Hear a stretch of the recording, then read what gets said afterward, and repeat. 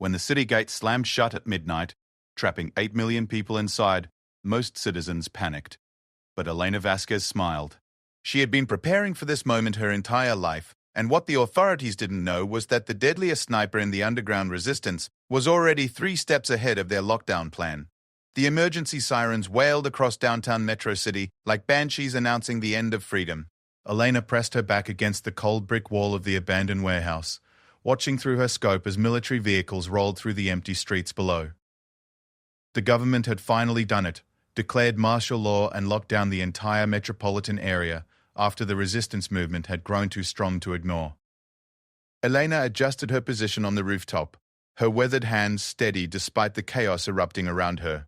At 42, she had survived 3 previous lockdowns in smaller cities, but nothing like this. Metro City was massive, with underground tunnels, abandoned subway systems, and countless hiding spots that she had been mapping for years. The authorities thought they were trapping the resistance fighters, but they had no idea they were actually giving Elena the perfect hunting ground. Her radio crackled softly. "Ghost, this is Command. What's your status?" The voice belonged to Marcus, her handler, and the only person who knew her real identity within the resistance network. "In position, Command. The pigeons are in their cages," Elena responded, using their code for military personnel. She watched through her scope as soldiers set up checkpoints at every major intersection. They moved with precision, but Elena could see the gaps in their formation. Years of military training had taught them to secure territory, but they hadn't learned to think like someone who lived in the shadows. Elena had been born in the slums of Metro City 42 years ago, back when the government still pretended to care about its citizens. Her father had been a police sniper, killed in the line of duty when she was 12. Her mother died 2 years later from a treatable illness because they couldn't afford proper medical care. The state had failed her family, and Elena had spent the next 3 decades learning every skill necessary to fail the state right back. The military academy had accepted her at 18, impressed by her natural shooting ability and her father's service record. For 8 years, she served as a military sniper, completing tours in 3 different conflict zones. She learned patience, precision, and most importantly, how to disappear. But when she returned home to find her childhood neighborhood bulldozed for a luxury development, while families were left homeless, something inside her snapped. Elena had joined the resistance 5 years ago, but she had been preparing for this war much longer. Every weekend, she explored the forgotten corners of Metro City. She mapped abandoned buildings, memorized utility tunnels, and established supply caches in locations that didn't exist on any official city plan. While other resistance members focused on recruitment and propaganda, Elena built an invisible infrastructure that could sustain a shadow war for years. The lockdown had been announced at 11:47 p.m., giving residents 13 minutes to reach their designated safe zones. Elena had been expecting this for months. Intelligence suggested the government was planning something big, and the recent arrests of several resistance leaders confirmed her suspicions. She had been positioned on this rooftop for 6 hours, watching the military units take their positions. Her first target appeared at 12:23 a.m. A communications officer was setting up a field radio near the main checkpoint, completely exposed in the plaza below. Elena could have taken the shot easily, but she held back. This wasn't about individual kills. This was about creating chaos and confusion that would give the resistance members time to escape the initial sweep. Instead, she focused on the military's communication system. Elena had studied their radio frequencies for months, learning their protocols and identifying weak points. She pulled out a modified radio jammer, a device she had built from stolen military components and parts salvaged from old electronics. When activated, it would disrupt their communications within a 3-block radius, but only for exactly 17 minutes, long enough to create problems, but short enough that they wouldn't immediately suspect sabotage. Elena activated the jammer and watched through her scope as the soldiers below began showing signs of confusion. Radio operators pressed their equipment and shook their heads. Officers gestured frantically at their communication units. Within minutes, the carefully coordinated checkpoint system began to break down as units lost contact with their command structure. This was Elena's signal to move. She disassembled her rifle with practiced efficiency, packing it into a backpack that looked like standard civilian emergency gear. Her escape route led through an access door that she had prepared months earlier. The lock had been replaced with one that opened to her key, and she had oiled the hinges to ensure silent operation. The building's interior was dark, but Elena moved through it like she was walking through her own home. She had memorized every stairwell, every turn, every potential obstacle. Her destination was the building's basement, where a forgotten maintenance tunnel connected to the old subway system. The tunnel had been sealed off decades ago, but Elena had quietly reopened it, creating her own private highway through the city. As she descended into the tunnel, Elena's radio crackled again. "Ghost, we have multiple teams requesting extraction. The safe houses are compromised." Elena wasn't surprised. The government had clearly been planning this operation for months, probably infiltrating the resistance to identify their hiding spots. But Elena had never trusted the established safe houses. She had always operated independently, maintaining her own network of bolt holes and supply caches. "Command, I'm moving to position 7.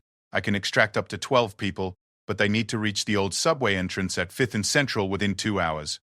"Understood, Ghost. We have 8 confirmed resistance members who need immediate extraction. Sending you their locations now." Elena checked her watch. 1:17 a.m. The radio jamming would end in 8 minutes, and then the military would restore their communication network. She needed to be in position before they regained full coordination. The subway tunnel stretched ahead of her, lit only by the small flashlight clipped to her jacket. Elena had spent countless hours in these tunnels, not just mapping them but understanding their rhythm. She knew which sections flooded during heavy rain, which areas had unstable ceilings, and which abandoned stations still had working electrical connections.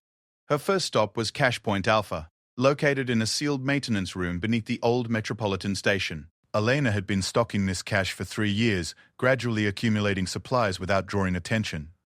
Inside waterproof containers, she had stored weapons, ammunition, medical supplies, food, water, and communication equipment. But more importantly, she had stored information.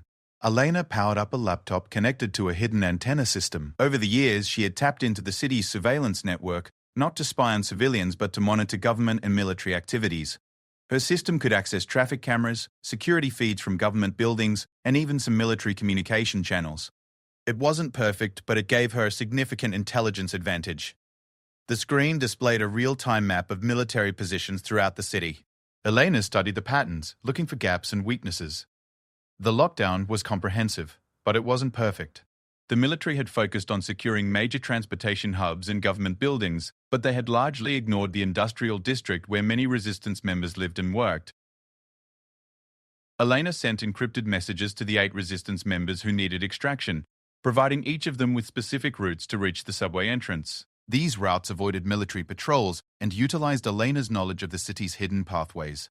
Each message was different, designed to bring the resistance members to the extraction point through different routes and at different times to avoid detection. Her radio crackled with an encrypted message from Marcus. "Ghost, intelligence suggests they're planning house-to-house searches starting at dawn. They have lists." Elena nodded grimly. This confirmed her suspicions that the resistance had been infiltrated. The government wasn't just implementing a general lockdown, they were conducting a targeted operation to eliminate the resistance entirely. She began implementing Contingency Plan Omega, a strategy she had developed but hoped never to use. Elena had identified 17 resistance members who possessed critical skills or information that couldn't be allowed to fall into government hands. These individuals would need to disappear completely, assuming new identities and establishing new lives outside the city. Elena had spent years preparing for this possibility. She had established connections with smugglers who operated along the city's borders, forged identity documents for key resistance members, and even purchased a small property outside the city under a false name. The property was stocked with supplies and equipped with communication equipment that could maintain contact with resistance cells in other cities. The first resistance member arrived at the extraction point at 2:43 a.m.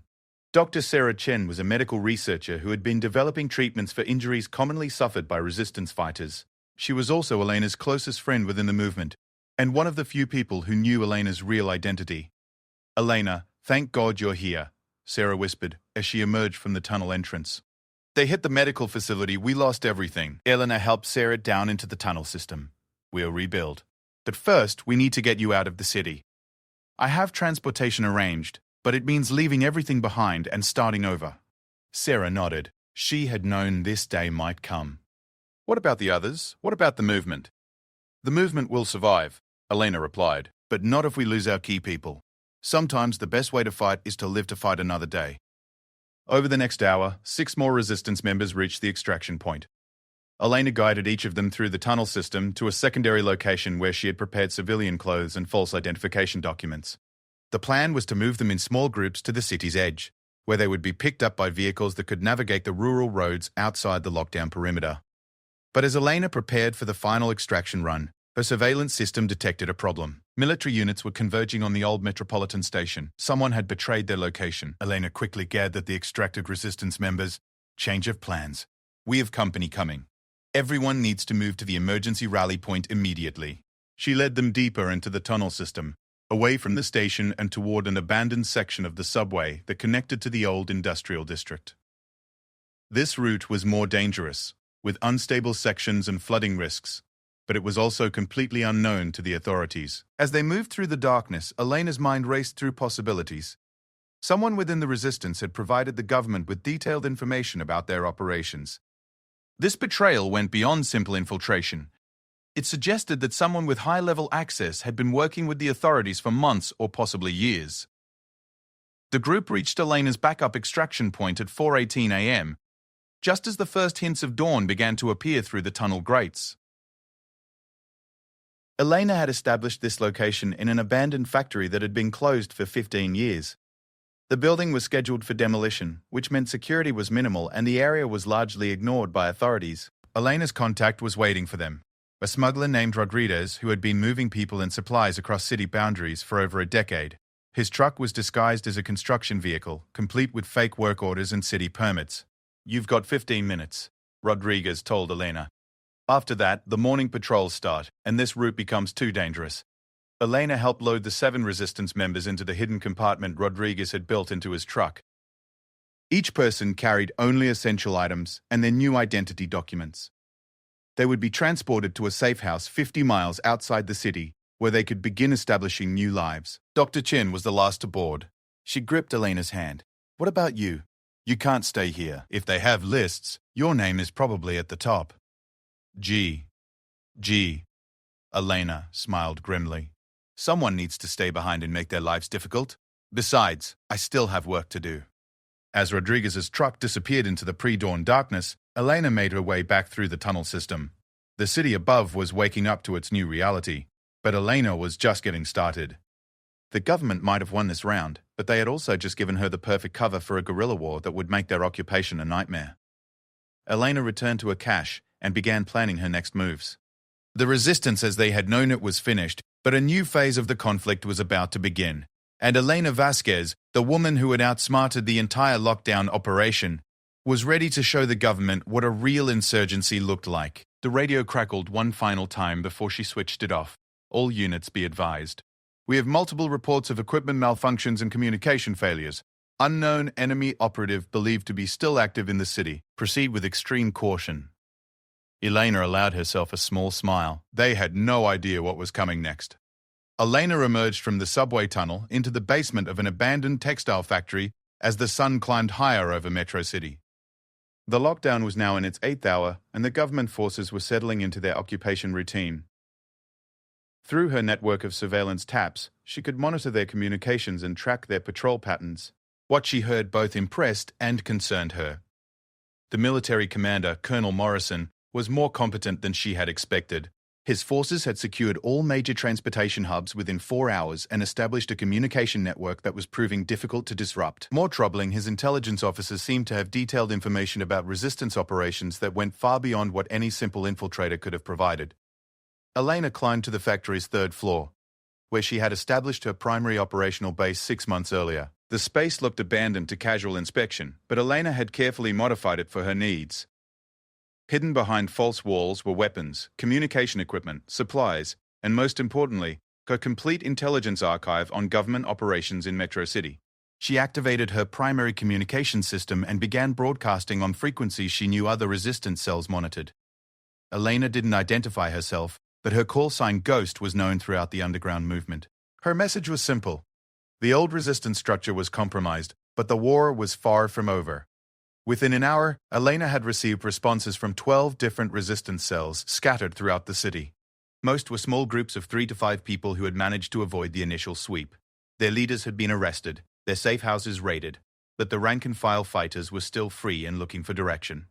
Elena's strategy was different from the traditional resistance approach. Instead of trying to coordinate large-scale operations, she planned to turn Metro City into a maze of small, independent cells that would gradually wear down the occupation forces through continuous harassment. Each cell would operate autonomously, following general guidelines but making tactical decisions based on local conditions. Her first priority was establishing secure communication networks. Elena had spent years studying the city's infrastructure, and she knew about communication pathways that didn't appear on any official diagrams. Old pneumatic tube systems from the 1920s still connected many downtown buildings. Abandoned telephone cables ran through utility tunnels that current city engineers had forgotten. Most importantly, the original subway system had been built with emergency communication lines that were still functional but no longer monitored. Elena began her morning by visiting 3 different locations where she could tap into these forgotten networks. At each site, she installed small, low-power transmitters that could relay messages between resistance cells without using frequencies that government forces monitored. The system was slow and had limited range, but it was virtually undetectable. Her radio crackled with an intercepted government transmission. Checkpoint 7 reports suspicious activity in the warehouse district, requesting permission to conduct expanded search. Checkpoint 7 was only 4 blocks from one of her cache sites. If government forces expanded their search pattern, they would eventually discover her supply network. She needed to create a distraction that would draw their attention elsewhere. Elena gathered her equipment and made her way to the roof. From this position, she had a clear view of 3 different government checkpoints. Using her rifle scope, she could observe the soldiers' routines and identify vulnerabilities in their security procedures. At 11:23 a.m., Elena fired a single shot that shattered a window in a government building 6 blocks east of her position. The shot was carefully calculated, loud enough to be heard by multiple checkpoints, but fired from a location that would make it difficult to determine the source. More importantly, the building she had targeted housed the city's tax collection office, a symbol that would resonate with citizens who had suffered under government economic policies. The response was immediate. Elena watched through her scope as soldiers from 3 different checkpoints began converging on the area around the tax office. Radio chatter increased dramatically as units tried to coordinate their search efforts. Most importantly, the expanded search in the warehouse district was postponed as resources were redirected to the new threat. Elena used the distraction to relocate 2 of her most important supply caches. Moving through the building's interior, she accessed the roof of the adjacent structure, and from there, descended into another section of the tunnel system. Each cache contained enough supplies to sustain a small resistance cell for 2 weeks, but Elena had learned never to keep all her resources in one location. The new cache sites were in the industrial district's oldest section, where many buildings had been abandoned for decades. Elena had identified these locations through careful study of city records and property tax databases. The buildings were owned by shell corporations that had been dissolved, meaning they existed in a legal grey area where government forces were unlikely to search without specific intelligence. As she established her new supply depot, Elena's radio picked up another intercepted transmission. "Base, this is intelligence. We have confirmation that the sniper known as Ghost is still active in the city. Recommend implementing Protocol 7 immediately." Elena frowned. Protocol 7 wasn't a designation she recognized, which meant the government had developed new procedures specifically for this operation. She needed to gather more intelligence about their plans before making her next move. Elena made her way to one of her most valuable assets, a hidden observation post in the basement of the city's main library. The library was still officially closed due to the lockdown, but Elena had been using its forgotten sub-basement for over a year. From this location, she could access the building's original telephone system and tap into government communication lines that ran through the library's infrastructure. What she discovered in the intercepted communications chilled her. Protocol 7 was a systematic plan to eliminate not just active resistance fighters, but anyone who had ever shown sympathy for the resistance movement. The government had been compiling lists for months, monitoring social media activity, surveilling public gatherings, and tracking financial transactions. They weren't just trying to end the current uprising. They were planning to eliminate the possibility of future resistance entirely. Elena realized that the 8 resistance members she had evacuated the night before had been only the beginning. Hundreds of people throughout the city were in immediate danger, including many who had never been directly involved with the resistance but had simply expressed criticism of government policies. She activated her communication network and began broadcasting warnings to every resistance cell she could reach. But Ayla knew that warnings wouldn't be enough. She needed to disrupt the government's operations so dramatically that they would be forced to abandon Protocol 7 and focus on immediate survival. Elena's target was the temporary command center that Colonel Morrison had established in the old federal courthouse. The building was heavily defended, but Elena had been studying its vulnerabilities for months. More importantly, she knew that disrupting the command center would cripple the government's ability to coordinate their systematic elimination program. The courthouse was surrounded by checkpoints and patrol routes, but Elena had identified a weakness in their security perimeter. The building's parking garage connected to a utility tunnel that ran beneath the adjacent street. Elena had accessed this tunnel months earlier and had quietly modified it to provide cover for exactly this type of operation. Elena prepared her equipment carefully. Instead of her usual sniper rifle, she selected an assault weapon with a suppressor and enough ammunition for an extended engagement. She also carried several small explosive devices, not enough to seriously damage the building, but sufficient to create chaos and confusion. At 2:17 p.m., Elena entered the utility tunnel and began making her way toward the courthouse. The tunnel was dark, cramped, and partially flooded, but she had traversed it enough times to move through it quickly and quietly. Her destination was an access point directly beneath the building's communication center. Elena's surveillance had revealed that the government's communication equipment was located in the courthouse basement, in a room that had originally been designed as a fallout shelter during the Cold War. The room was secure against external attack, but its designers hadn't considered the possibility of someone accessing it from the utility tunnels below. Elena placed her first explosive device against the wall that separated the tunnel from the communication room. The charge was carefully calculated to breach the wall without causing structural damage that might injure civilians in other parts of the building. When it detonated, Elena would have a brief window to enter the communication center before security forces could respond. She positioned herself in the tunnel and activated the detonation timer. 30 seconds later, the explosion created a hole in the wall large enough for Elena to climb through. She immediately found herself in the midst of the government's primary communication facility. Banks of radio equipment, computer terminals, and monitoring stations that coordinated the entire lockdown operation. Elena's assault was swift and precise. She disabled the radio equipment with targeted gunfire, destroyed computer terminals with small explosive charges, and severed communication cables that connected the facility to other government installations throughout the city. Within 3 minutes, she had completely eliminated the government's ability to coordinate large-scale operations. The response was immediate but chaotic. Security forces throughout the building began converging on the basement, but without their communication system, they couldn't coordinate their response effectively. Elena used this confusion to make her escape through the same tunnel she had used to enter. But Elena's mission wasn't complete. As she made her way back through the tunnel system, she activated a series of small jamming devices she had placed throughout the city over the previous months. These devices disrupted radio communications within a limited radius, but when activated simultaneously, they created a communication blackout that covered most of downtown Metro City. The effect was dramatic. Elena monitored government frequencies as confusion spread throughout their forces. Units lost contact with their commanders, checkpoints couldn't coordinate with patrol units, and the systematic searches that were part of Protocol 7 ground to a halt. Elena used the communication blackout to activate the next phase of her plan. She had prepared 12 different resistance cells throughout the city for simultaneous operations, designed to stretch government forces beyond their limits. Each cell received specific instructions through Elena's hidden communication network, targeting different aspects of the occupation infrastructure.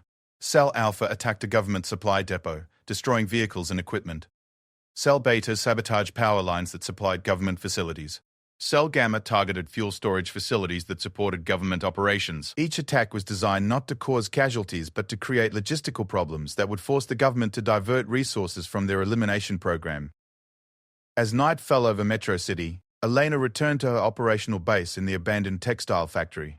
Through her surveillance network, she could see the results of her strategy. Government forces were responding reactively to each attack, instead of proactively implementing their systematic elimination plan. Protocol 7 had been effectively disrupted, at least temporarily. Elena's radio crackled with intercepted government communications. All units, communication command is offline. Repeat, communication command is offline. Implement emergency protocol and maintain defensive positions until further notice. Elena allowed herself a moment of satisfaction. She had successfully disrupted the government's most dangerous operation and had given hundreds of potential victims time to escape or hide. But she knew this was only the first day of what would likely be a long conflict. Colonel Morrison was competent, and he would adapt to her tactics. Elena needed to stay ahead of his countermeasures while continuing to degrade his force's effectiveness. Most importantly, she needed to transform the resistance from a traditional revolutionary organization into something the government couldn't easily understand or counter, a shadow network that could disappear and reappear anywhere in the city. Elena opened her laptop and began planning the next day's operations. The government might control the streets, but Elena was about to teach them that controlling a city required more than just soldiers and checkpoints. It required the consent of the people, and Elena was going to make sure that consent was never given. Elena woke before dawn on the lockdown's third day to the sound of helicopters circling overhead. Through her surveillance network, she could see that Colonel Morrison had adapted faster than she had expected. Government forces were now operating in smaller, more flexible units that could respond quickly to attacks without relying on centralized communication. They had also begun using civilian informants, offering rewards for information about resistance activities. More concerning, Elena's monitoring of government radio traffic revealed that they had identified her general area of operations. While they didn't know her exact location, they were systematically searching every abandoned building in the industrial district. Elena estimated she had perhaps 6 hours before they discovered her primary base. Elena activated her emergency protocols and began transferring her most critical equipment to secondary locations.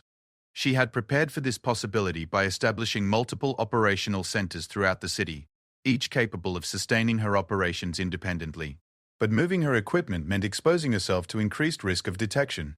As she packed her surveillance equipment, Elena discovered something troubling in the intercepted communications. The government wasn't just adapting tactically, they were preparing to escalate dramatically. Colonel Morrison had requested authorization to implement Final Protocol, a strategy that Elena's intelligence sources couldn't fully decode, but which appeared to involve abandoning any pretense of protecting civilian lives. Elena's radio crackled with an encrypted message from one of her resistance cells. "Ghost, this is Cell Gamma. We have a problem. They're moving civilians out of the residential districts and concentrating them in the sports stadium. It looks like they're preparing for something big." Elena quickly accessed her surveillance feeds of the stadium area. Through traffic cameras and security feeds, she could see buses and trucks converging on Metro City Stadium, the largest venue in the city with a capacity of over 80,000 people. Government forces were herding civilians into the facility under the pretext of enhanced security screening. But Elena recognized the tactic from historical accounts of other authoritarian crackdowns. The government was creating a hostage situation. By concentrating the civilian population in one location, they could threaten mass casualties if the resistance didn't surrender. Elena realized that Colonel Morrison was preparing to end the conflict through intimidation, rather than continuing the prolonged urban warfare that favored the resistance. Elena faced an impossible choice. She could continue her guerrilla campaign and hope to wear down government forces over time, but this strategy would likely result in civilian casualties as the government escalated its tactics. Alternatively, she could attempt a direct assault on the stadium to liberate the civilians, but such an operation would require resources and personnel that she simply didn't have. Elena chose a third option, one that would require her to sacrifice everything she had built over the past 5 years, but which might save the lives of thousands of innocent people. Elena began implementing her most audacious plan. Instead of trying to liberate the stadium or continuing her harassment campaign, she would make the government's occupation of Metro City so expensive that they would be forced to abandon it entirely. This required destroying the very infrastructure that made the city valuable to the government, while creating the conditions for a mass civilian exodus. Elena's target was the city's power grid. Metro City's electrical system was controlled from 3 primary substations located in different parts of the city. Elena had been studying these facilities for months, not because she had planned to attack them, but because understanding the power grid was crucial for maintaining her surveillance network and operational security. Destroying all 3 substations simultaneously would plunge the entire metropolitan area into darkness. Without electricity, the government's surveillance systems would fail, their communication networks would be compromised, and their logistical operations would become nearly impossible. More importantly, a complete power failure would create the chaos necessary for civilian evacuation while making continued military occupation economically unsustainable. Elena knew this plan would also eliminate her own operational advantages. Her surveillance network, communication systems, and electronic equipment all depended on electrical power. But she had prepared for this possibility by stockpiling battery-powered equipment and establishing supply caches that didn't require electricity. Elena activated all remaining resistance cells simultaneously, providing each group with specific targets and timing requirements. The plan required precise coordination. If the attacks weren't synchronized, government forces would have time to protect the remaining infrastructure and potentially retaliate against civilian hostages. Elena herself would target the primary substation in the downtown area, the most heavily defended of the three facilities. The other two substations would be attacked by resistance cells that she had been training and equipping for months. Each cell had been provided with explosives, detailed facility plans, and precise timing instructions. Elena loaded her equipment and weapons into a backpack and began making her way through the tunnel system toward the downtown substation. The facility was located in a heavily defended area near several government buildings, but Elena had identified her approach route that utilized the city's forgotten infrastructure. The substation was protected by high walls, electronic security systems, and regular patrols, but Elena had discovered that it was connected to the city's old pneumatic mail system. This network of tubes had once carried mail and documents between downtown buildings, but had been abandoned decades earlier when electronic communication made it obsolete. Elena had spent months mapping this system and had discovered that one tube led directly into the substation's main building. Elena entered the pneumatic system through an access point in the basement of an abandoned office building 3 blocks from the substation. The tubes were cramped and uncomfortable, but they provided a route that bypassed all surface security measures. Elena crawled through the darkness for nearly an hour before reaching her destination. Elena emerged inside the substation's control room at exactly 11:47 p.m., 3 minutes before the synchronized attack was scheduled to begin. The facility was staffed by 2 technicians who were monitoring the city's electrical grid. Elena subdued them quickly and quietly, ensuring they wouldn't be harmed but couldn't interfere with her mission. Elena placed explosive charges on the primary control systems and the main electrical transformers. The explosives were carefully positioned to cause maximum damage to the equipment while minimizing the risk of fire or other hazards that might endanger nearby civilians. Elena's military training had included demolitions, and she knew how to disable infrastructure without creating unnecessary casualties. At exactly 11:50 p.m., Elena activated the detonation sequence and evacuated the building through the same pneumatic tube she had used to enter. The explosions were timed to occur simultaneously with the attacks on the other 2 substations, creating a cascading failure that would shut down the entire metropolitan electrical grid. Elena emerged from the tube system just as the explosions began. The first substation erupted in a shower of sparks and electrical discharge, followed seconds later by similar explosions across the city. Within minutes, Metro City was plunged into complete darkness. The effect was immediate and dramatic. Elena could hear confused shouting from government checkpoints as their communication equipment failed. Emergency sirens wailed throughout the city as backup power systems struggled to maintain critical services.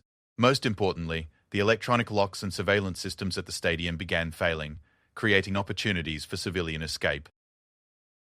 Elena activated a battery-powered radio and broadcasted on every frequency she could access. Citizens of Metro City, this is the resistance. The power outage is temporary, but provides an opportunity for evacuation. If you are being held at the stadium, emergency exits are now accessible. Head north toward the river where transportation is waiting. Avoid main streets and stay in small groups. Elena had spent the previous day coordinating with sympathetic citizens outside the lockdown perimeter to establish an evacuation network. Boats waited along the river that bordered the city's north side, ready to transport civilians to safety outside the government's control zone. The plan wasn't perfect, but it offered hope to thousands of people who had been trapped by the lockdown. Elena made her way through the darkened city streets toward the stadium. Using night vision equipment to navigate while government forces struggled with their suddenly disabled surveillance systems. Around her, she could see small groups of civilians moving north toward the river, following the evacuation routes she had broadcasted. At the stadium, Elena found chaos. The power failure had disabled the electronic locks on many exits, and civilians were streaming out of the facility despite the efforts of government guards to maintain control.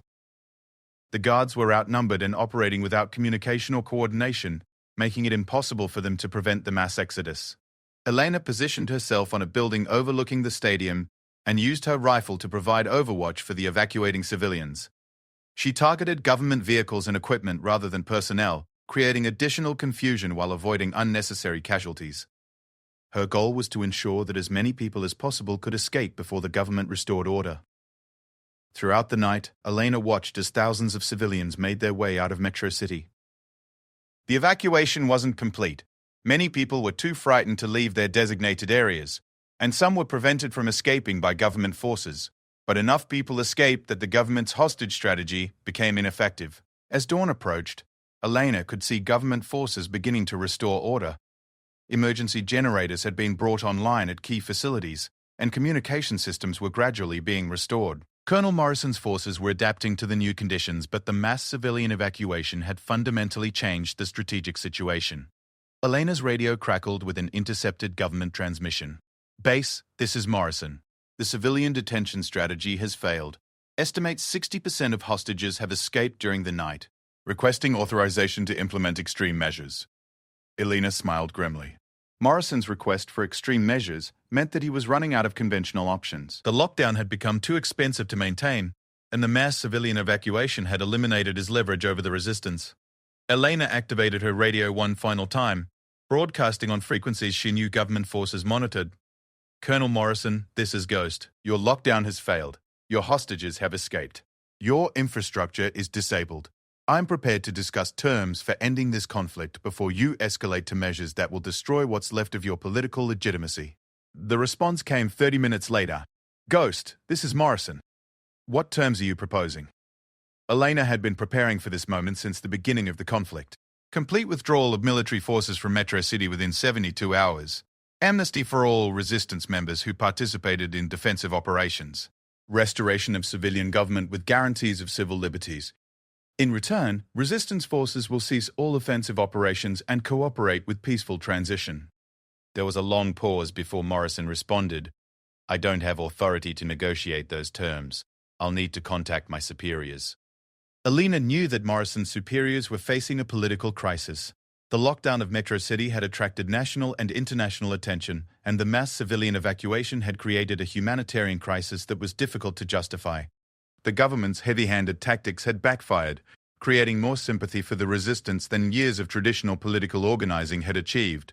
Over the next 48 hours, Elena maintained her position while monitoring government communications and coordinating with the remaining resistance cells. The negotiations proceeded slowly, but Elena could see signs that the government was looking for a face-saving way to end the crisis. Elena's final transmission came at sunset on the lockdown's 5th day. "Citizens of Metro City, this is Ghost. I'm pleased to announce that an agreement has been reached for the withdrawal of military forces and the restoration of civilian government. The resistance has achieved its objectives, and Metro City will once again be free." Elena packed her remaining equipment and began her own evacuation from the city. She had accomplished something unprecedented, defeating a government lockdown through superior strategy and tactical innovation. But more importantly, she had proved that determined resistance could overcome even overwhelming military force when it was combined with careful planning and community support. 3 months later, Elena was working as a consultant for resistance movements in other cities, teaching the tactics and strategies she had developed during the Metro City crisis. She had become a legend within the underground movement, but Elena preferred to remain in the shadows, planning for the next battle in the ongoing war for freedom and justice. The woman who had outsmarted an entire military occupation had proved that sometimes the greatest victory isn't winning a battle, it's changing the rules of the game entirely. Caught in a city lockdown, she outsmarted everyone. The woman sniper's hidden escape strategy,